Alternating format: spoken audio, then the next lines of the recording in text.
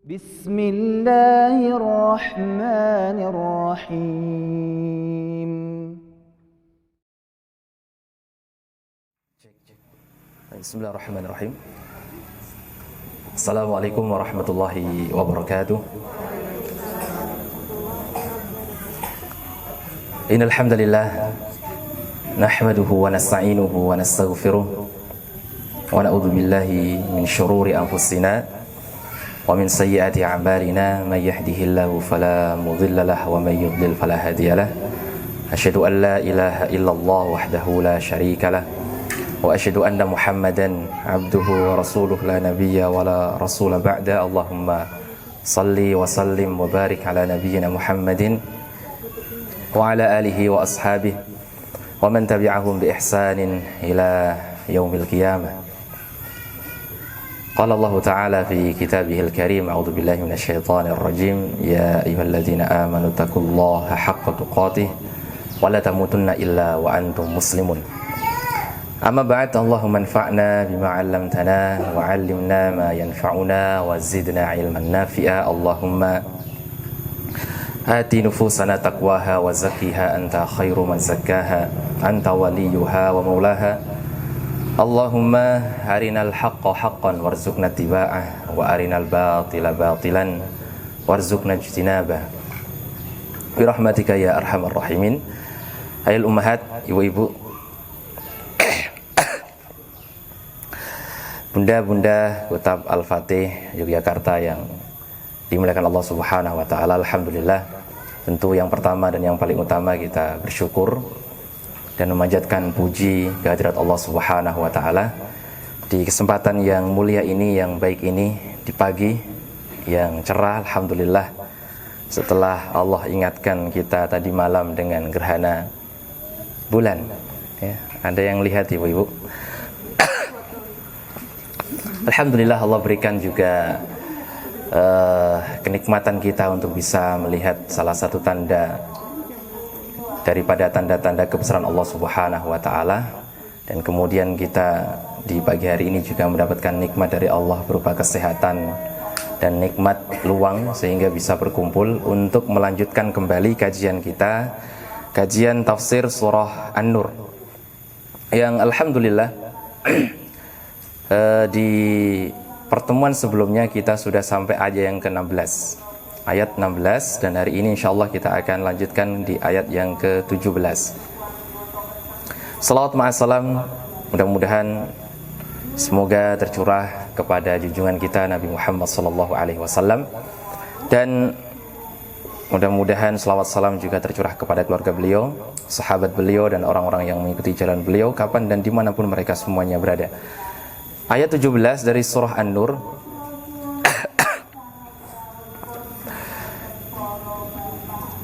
Kita baca dulu ayatnya. A'udzubillahi minasyaitonir rajim.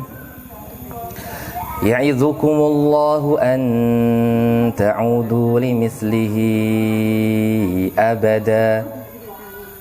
Ya'idzukumullahu an ta'udu limithlihi abadan in kuntum mu'minin. Ya'idzukumullahu an ta'udu limithlihi abadan. Di ayat yang ke-17 ini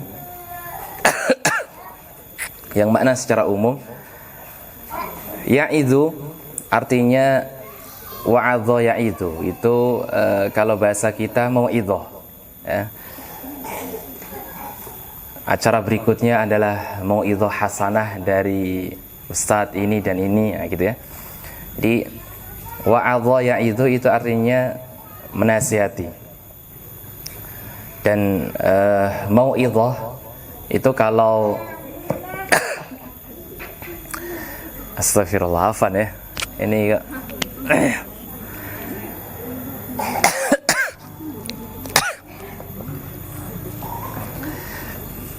mau'idhah itu kalau di tafsir yang saya baca atau yang saya bawa ini, Aunur Rahman fi Tafsiril Quran, maknanya adalah Zikrul ahkam makrunatun bitarghibi wat tarhibi wa ma yalinul qulub.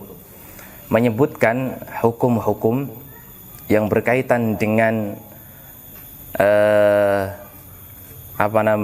sesuatu yang membahagiakan dan juga berkaitan dengan suatu ancaman. Jadi dianjurkan dan juga ditahdzir, diancam. Wa ma yalinul qulub, dan apa-apa yang melembutkan qulub, itu namanya mau'izah. Maka kalau orang menasihati itu kadang ada sebuah ancaman, kadang juga berupa sesuatu yang membahagiakan, atau kadang juga sesuatu yang bisa melembutkan hati. Itu namanya mau'izah. Di ayat ini Allah Subhanahu wa taala memberikan mau'izah kepada kita semuanya. Mau'izah kepada orang-orang mukmin, ya. An ta'udu limithlihi abadan, supaya tidak kembali, ya, limithlihi, melakukan perbuatan yang semisal dengan al-ifki, berita bohong, yang semisalnya, intinya menyebarkan kedustaan, abadan, selama-lamanya, in kuntum mu'minin, jikalau kalian adalah orang-orang yang beriman. Dan ini merupakan bentuk rahman dan rahimnya Allah Subhanahu wa taala kepada mukminin, muslimin. Sampai kita diberikan mau'izah, ya, oleh Allah langsung, supaya tidak mengulangi perbuatan menyebarkan berita dusta.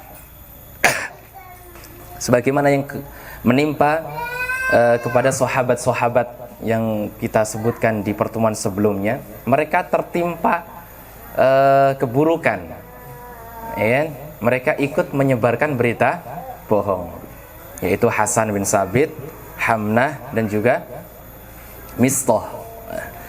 Maka di sini Allah menasihati kita, memberikan mau'izah kepada kita supaya tidak mengulanginya kembali.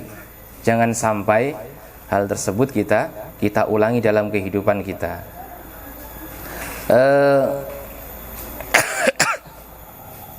Dan di ayat ini Allah Subhanahu wa taala menggunakan kata in kuntum mu'minin. In itu kan huruf syarat. Fi'il syaratnya itu kuntum. Jawab syaratnya apa? Jawab syaratnya adalah kalau kalian adalah orang-orang yang beriman, maka jangan mengulangi. Nah, itu namanya in syartiyah. Artinya, hadirin yang dimuliakan Allah Subhanahu wa taala, termasuk syarat keimanan, iman seseorang bisa dikatakan dia sempurna adalah tidak mengulangi perbuatan buruk, menyebarkan berita bohong, dusta. Itu termasuk syarat sempurnanya keimanan. Jadi seakan-akan begini, kalau kalian benar-benar beriman, maka jangan kalian mengulangi lagi perbuatan menyebarkan berita dusta. Artinya di sini hadirin yang dimuliakan Allah Subhanahu wa taala, faedah berikutnya adalah bahwa dosa dan juga maksiat, ya, itu bisa melemahkan iman. Makanya Allah mengatakan in kuntum mu'minin. Tapi kalau kalian tidak beriman, ya sudah, silakan. Berarti maksiat dan dosa itu bisa melemahkan iman. Dan itu akidah kita. Ya, iman itu bisa naik, bisa turun. Naiknya dengan ketaatan dan turunnya dengan kemaksiatan. Kita bisa lihat kalau waktu berkumpul begini ngaji, ini alhamdulillah iman itu kan naik karena diberikan nasihat, mendengarkan ayat. Tapi kemudian nanti kumpul yang tidak membahas ayat, bahas hadis atau nasihat, nah itu iman bisa melemah karena yang dibahas adalah orang lain, kan gitu kan? Kalau kita kumpul kini yang dibahas ayat, ya. Tapi kalau kumpul tidak dalam majelis ilmu, yang dibahas adalah orang lain. Gitu Bu ya. Itu ayat yang ke-17. Ya'idukumullahu an ta'udu limithlihi abadan in kuntum mu'minin. Karena ayat ini masih berkaitan dengan hadisul ifki. Yang terakhir kaitannya dengan hadisul ifki nanti di ayat ke-20. Maka mudah-mudahan 17, 18, 19, 20 bisa kita selesaikan di pertemuan pagi hari ini. Kita langsung ke ayat yang ke-18. Itu beberapa faedah tadi yang di ayat 17 ya. Jadi Allah memberikan mau'izah kepada kita. Kemudian syaratnya kesempurnaan iman itu tidak mengulangi kembali melakukan perbuatan-perbuatan yang semisal dengan ifki, ya, berita bohong, menyebarkannya, bahkan melakukannya.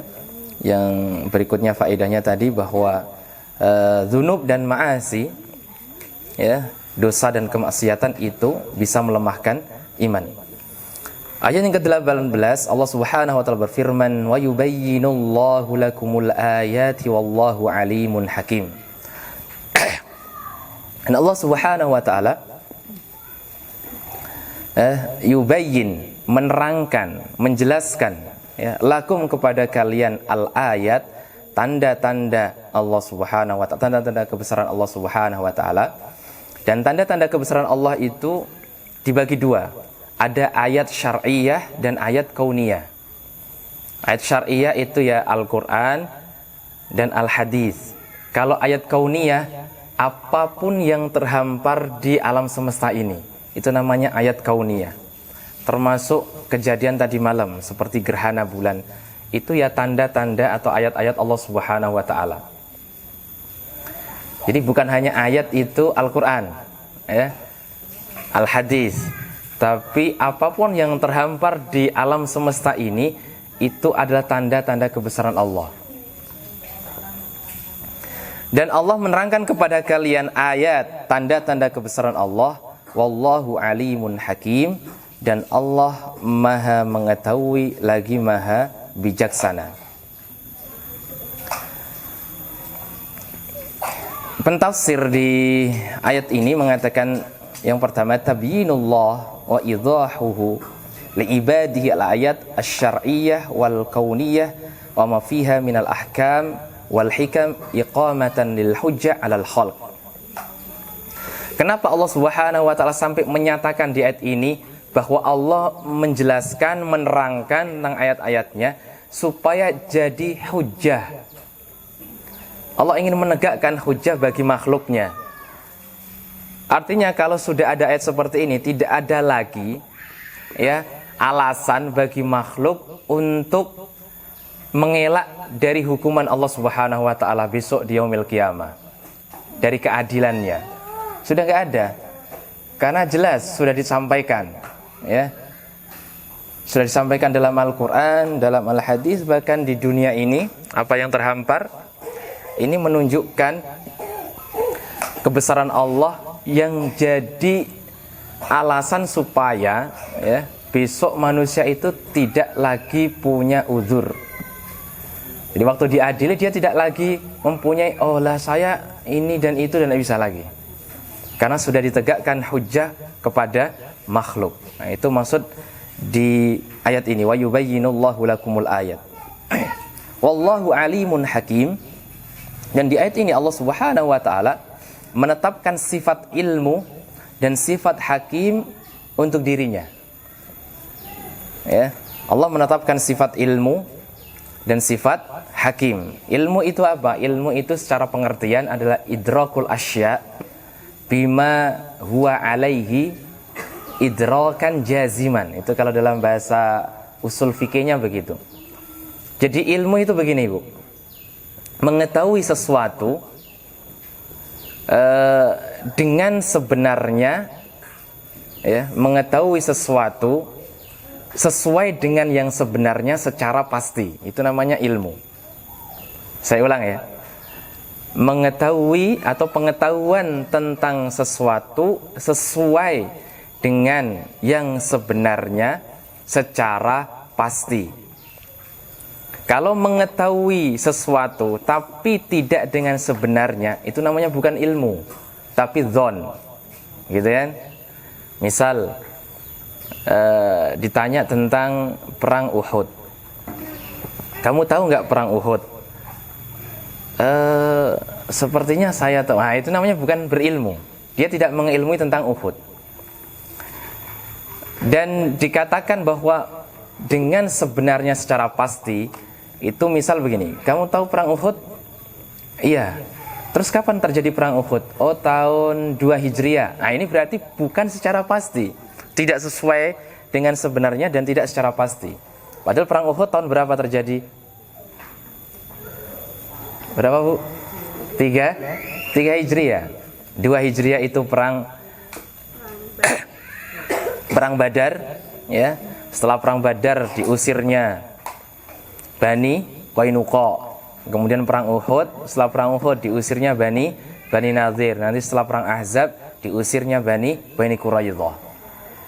Nah, itu kejadian. Lah kalau ditanya begitu kemudian dia bisa menjawab secara pasti, itu namanya dia mengilmui. Dan Allah Subhanahu wa taala ilmunya itu pasti. Ya. Dan ilmunya Allah Subhanahu wa taala itu wasi', sangat luas. Di dalam surah Al-An'am 59 menjelaskan tentang ilmunya Allah, ya. Ya, menjelaskan tentang ilmunya Allah. Allah Subhanahu wa taala berfirman, A'udzubillahi minasyaitonir rajim. Wa 'indahu mafatihul ghaibi la ya'lamuha illa hu wa ya'lamu ma fil barri wal bahr wa ma tasqutu min waraqatin illa ya'lamuha wa la habatin fi dhulumatil ard wa la ratbin wa la yabisin illa fi kitabim mubin. Itu gambaran sedikit tentang ilmu Allah. Wa indahu, dan di sisi Allah Subhanahu wa taala, mafatihul ghaib, kunci-kunci hal-hal yang gaib. Hal-hal yang gaib semuanya itu kuncinya ada di sisi Allah Subhanahu wa taala. La ya'lamuha illahu, tidak ada yang mengetahuinya kecuali Dia. Wa ya'lamu ma fil barri wal bahr, dan apa yang ada di daratan dan di lautan Allah mengetahuinya. Wa ma tasqutu min waraqatin, bahkan daun yang jatuh, ya, itu Allah Subhanahu wa taala tahu. Coba dibayangkan, Bu, ya.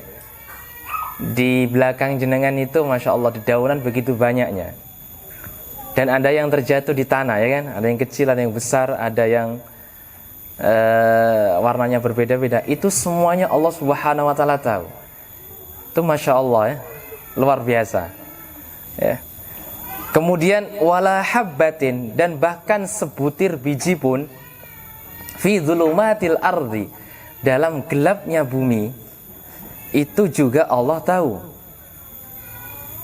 Di bumi, ya, gelap gulita, ada sebutir biji, itu Allah tahu di mana dia, ya, di belahan bumi manapun, ya, itu Allah Subhanahu wa taala tahu. Wala ratbin, dan hal yang basah, wala yabisin, dan hal yang kering. Artinya berbagai macam dedaunan tadi, biji-bijian yang kering, yang basah, dan apapun itu Allah Subhanahu wa taala tahu. Illa fi kitabim mubin, kecuali semuanya itu tertulis dalam kitab yang jelas. Yang dimaksud dengan kitab yang jelas di sini ada Lauhul Mahfuz. Jadi itu gambaran ilmunya Allah Subhanahu wa taala. Hadirin yang dimuliakan Allah. Enggak ada apa-apanya, ya, dengan ilmu yang dimiliki oleh makhluk.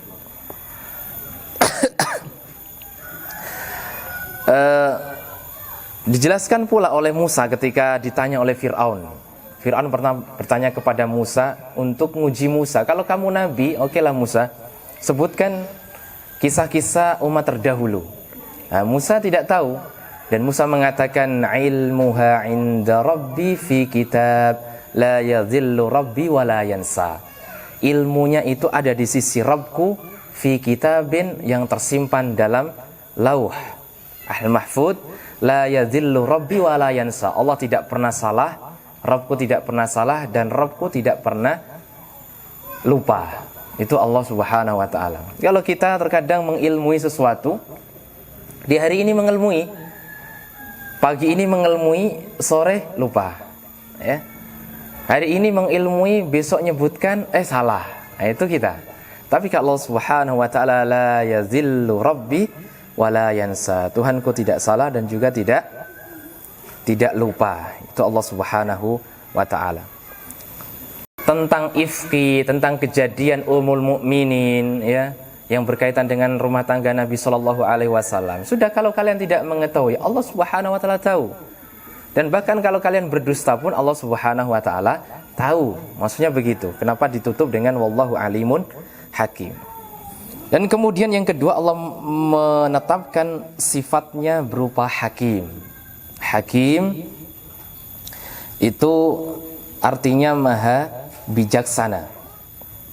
Hakim itu artinya bijaksana. Jadi Allah itu adalah zat yang sangat tepat dalam mengukur dan sangat baik dalam mengatur. Nah, itu hakim lah begitu ya. Jadi tepat ukurannya, timbangannya, dan kalau mengatur sangat-sangat baik, itu namanya hakim. Dan hakim juga bisa dimaknai bahwa Allah Subhanahu wa taala itu ahli dalam menetapkan hukum. Sekaligus setiap hukumnya itu mengandung hikmah. Itu makna hakim. Ya, ahli dalam menetapkan hukum, ya, dan hukum Allah itu ada hukum syar'i dan juga hukum kauni. Hukum syar'i itu hukum-hukum yang berkaitan dengan ibadah kita. Kalau tadi ayat syar'iyah, ada ayat kauniyah. Hukum juga begitu, ada hukum syar'iyah dan hukum kauniyah. Kalau hukum syariah itu hukum-hukum yang berkaitan dengan ibadah, ya. Tapi kalau hukum-hukum kauniyah, hukum-hukum yang berkaitan dengan penciptaan, hukum-hukum yang berkaitan dengan rizki, kematian, kehidupan. Nah, itu Allah hakim dalam hal tersebut, ya. Allah hakim, maka tidak perlu kita gelisah, ibu semuanya, ya. Yang namanya penciptaan itu sudah jadi haknya Allah Subhanahu wa taala. Rizki juga begitu, kematian juga begitu, jodoh juga begitu. Itu sudah jadi hukumnya Allah Subhanahu wa taala. Maka tidak perlu risau kehabisan uang, tidak perlu risau. Rizkinya sedikit, tidak perlu risau. Karena tidaklah orang itu meninggal dunia kecuali rizkinya telah disempurnakan oleh Allah Subhanahu wa taala. Yang kadang membuat orang risau itu kan karena rezeki. Begitu juga penciptaan. Ya sudah, alhamdulillah kita dicipta seperti ini. Ya, anak kita dicipta seperti itu. Ya, itu sudah, itu hukumnya Allah Subhanahu wa taala. Ya, wallahu alimun hakim. Itu ayat yang ke-18. Ya, ayat yang ke-19 Allah Subhanahu wa taala berfirman, "Innal ladzina yuhibbuna an tashi'al fahishah fil ladzina amanu lahum 'adzabun alim fid dunya wal akhirah." Ya. Saya ulang, innal ladzina yuhibbuna an tashi'al fahishah fil ladzina amanu lahum 'adzabun alimun fid dunya wal akhirah wallahu ya'lamu wa antum la ta'lamun. Innal ladzina yuhibbuna an tashi'al fahishah, sungguhnya orang-orang yang suka, yang ingin antasyi'a, menyebar, al-fahishah. Al-fahishah itu perbuatan keji lah bahasa umumnya. Fil ladzina amanu, di kalangan orang-orang yang beriman, lahum, maka bagi dia adzabun alimun fid dunya wal akhirah, adab yang pedih baik di dunia maupun di akhirat. Wallahu ya'lamu wa antum la ta'lamun. Allah Maha mengetahui dan kalian tidak mengetahui. Ini kaitannya masih dengan hadisul ifki. Jadi orang-orang yang suka agar fahishah, enggak disebutkan ifki kalau di sini. Ini langsung disebutkan fahishah. Dan fahishah itu artinya secara terminologinya adalah ma yastaqbihu wa yastafhishu fi syar'i wa urfil muslimin minal aqwali kal qadhaf wal ghina was-sab wasyatam wa nahwa dzalik wa minal af'ali kaz-zina walil liwat wal ikhtilat bainar rijal wan nisa. Itu namanya fahisyah. Jadi fahisyah itu sesuatu yang buruk, sesuatu yang jelek, ya, yang ada dalam syariat dan bahkan kebiasaan adat muslimin. Jadi kalau dalam syariat atau kebiasaan muslimin, di situ ada keburukan, itu namanya fahisyah. baik dia berupa perkataan, semisal apa? Tuduhan. Nah, kan disebutkan tuduhan itu bagian fahisyah. Al-ifku juga bagian dari fahisyah. Tuduhan terhadap Ummul Mukminin yang dilakukan oleh Abdullah bin Ubay bin Salul yang akhirnya diikuti oleh beberapa sahabat itu. Nah, itu termasuk fahisyah. Jadi fahisyah itu lebih umum, Ibu-ibu. Ya. Jadi perbuatan keji, perbuatan mungkar, fahisyah. Atau kal ghina. Nah, di sini juga ghina. Ghina itu apa ya? Nyanyian. Nyanyian yang menimbulkan syahwat. Itu al-ghina. Wasab. Sab itu artinya cacian. Wasyatam itu kutukan. Nah, ini semuanya fahisyah. Atau berupa perbuatan seperti zina, liwat. Liwat itu homo, ya. Atau ya, LGBT itu. Wal ikhtilat bainar rijal wan nisa, atau berkumpulnya antara laki-laki dan perempuan yang tidak berbatas, itu namanya ikhtilat. Namun nanti ikhtilat itu pembagiannya banyak, Ibu-ibu, ya. Misal bagaimana hukum ikhtilat di pasar? Itu kan laki sama perempuan sudah kumpul semuanya kan. Terus bagaimana ikhtilat dalam majelis ilmu? Itu. Tapi yang dimaksud di sini maksudnya ikhtilat itu adalah sendirian, ya, bersendirian antara laki-laki sama perempuan ajnabi. Perempuan yang bukan mahramnya itu termasuk perbuatan fahisyah. Dan orang-orang yang menginginkan, kembali ke ayatnya, agar tersebarnya fahisyah di kalangan mukminin, di kalangan muslimin, bagi mereka azab yang pedih. Dan makna tasyi'a itu sebenarnya lebih luas daripadanya sekedar tersebar. Tasyi'a itu artinya tadhar wa tafshu wa tantashir. Jadi supaya muncul, supaya tersingkap dan supaya tersebar. Makanya Allah menggunakan kata tasyi'a, bukannya sekedar antantashira, supaya menyebar, bukan hanya itu. Jadi bahkan dia ingin menyingkap perbuatan itu, bahkan dia ingin memunculkan perbuatan fahisyah di kalangan muslimin. Maka bagi dirinya azabun alimun fid dunya wal akhirah, bagi dirinya azab yang pedih di dunia dan akhirat. Yang menarik hadirin yang dimuliakan Allah Subhanahu wa taala, di ayat ini Allah itu hanya ingin mengatakan begini, orang yang menginginkan, berarti kalau menginginkan itu sudah melakukan belum? Belum. Ya. Makanya Ibnu Taimiyah mengatakan begini, ya. Wa hadza dhammun liman yuhibbu dzalik. Ayat ini itu celaan bagi orang yang hanya menginginkan tersebarnya fahisyah. Terus bagaimana orang yang melakukannya? Nah, gitu loh. Ingin saja fahisyah itu tersebar di kalangan muslimin, itu dzam, ada celaan dari Allah Subhanahu wa taala. Kok dia ikut menyebarkannya? Justru malah itu pasti dosanya lebih besar. Wong hanya ingin fahisyah tersebar di muslimin, itu azab bagi dirinya di dunia dan di akhirat loh. Terus bagaimana dengan orang yang melakukan penyebaran, penyingkapan fahisyah, ya, di kalangan muslimin? Tentu azabnya lebih besar. Kemudian faedah di ayat ini, ketika Allah Subhanahu wa taala mengatakan wallahu ya'lamu wa antum la ta'lamun, dan Allah mengetahui sedangkan kalian tidak mengetahui. Ini maksudnya adalah mengharuskan kita, ibu-ibu semuanya, bahwa mengembalikan hal-hal yang tidak kita ketahui itu kepada Allah Subhanahu wa taala. Enggak dikembalikan kepada nafsu kita. Allah sampai jelaskan wallahu ya'lam, Allah tahu, wa antum, dan kalian la ta'lamun, kalian tidak tahu. Artinya sering-seringlah kalau kita tidak mengetahui buntu dalam suatu permasalahan, itu kita kembalikan kepada Allah Subhanahu wa taala. Maksudnya dikembalikan kepada Allah itu seperti apa, Bu? Apa? Pasrah? Lah, bukan begitu maksudnya. Ya, itu mungkin ya. Tapi yang dimaksudkan adalah mengembalikan perkara kepada Allah dan Rasulnya itu adalah kembali mengilmui kepada kitab dan as-sunnah. Maksudnya begitu.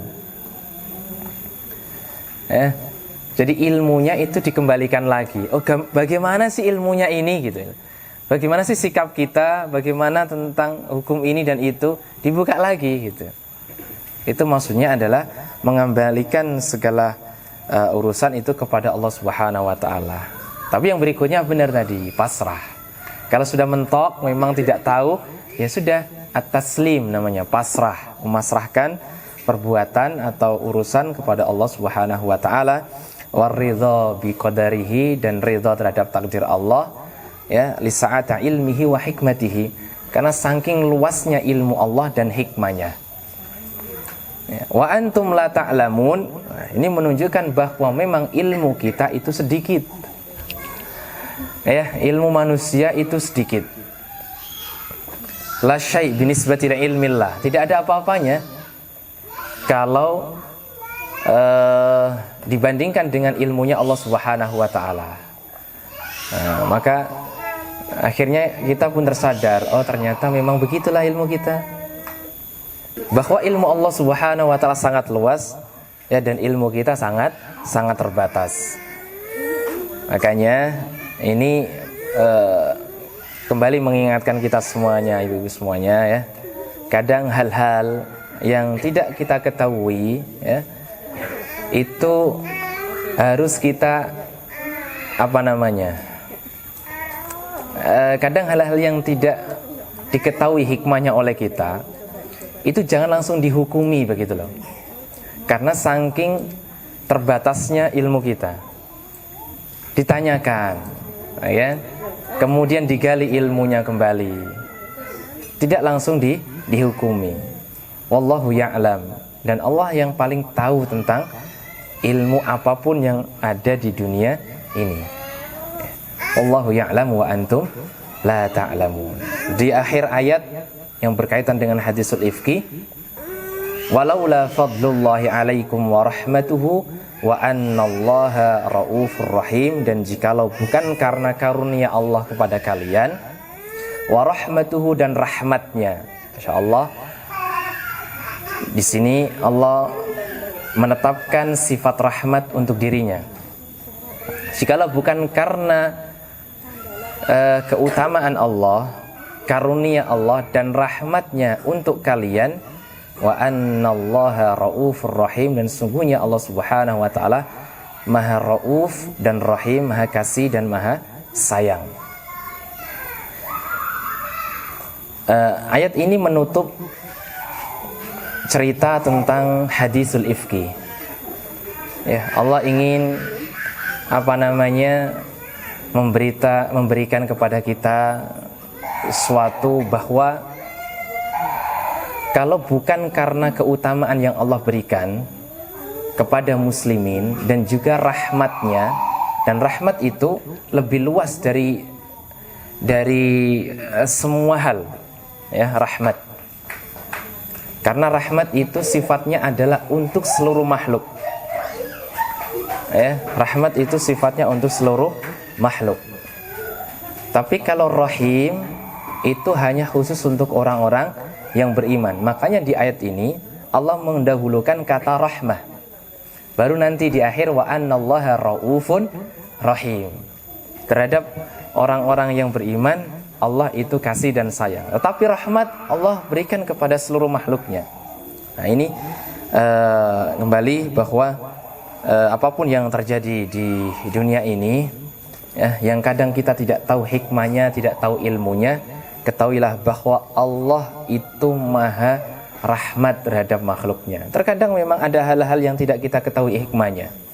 Baru setelah beberapa hari, beberapa pekan, bulan, tahun, oh ternyata hikmahnya seperti ini. Nah, itu adalah berkat rahmat Allah Subhanahu wa taala. Maka ibu-ibu semuanya yang dimuliakan Allah Subhanahu wa taala, jangan pernah kita putus asa, jangan pernah kita kecewa karena insya Allah rahmat Allah selalu meliputi hamba-hambanya. Begitu singkat tentang tafsir dari ayat 17 sampai 20 yang mengakhiri kisah tentang hadisul ifki. Insya Allah kita akan lanjutkan di pembahasan berikutnya, ayat yang ke-21 dari surah An-Nur, yang insya Allah akan kita lanjutkan di pertemuan berikutnya.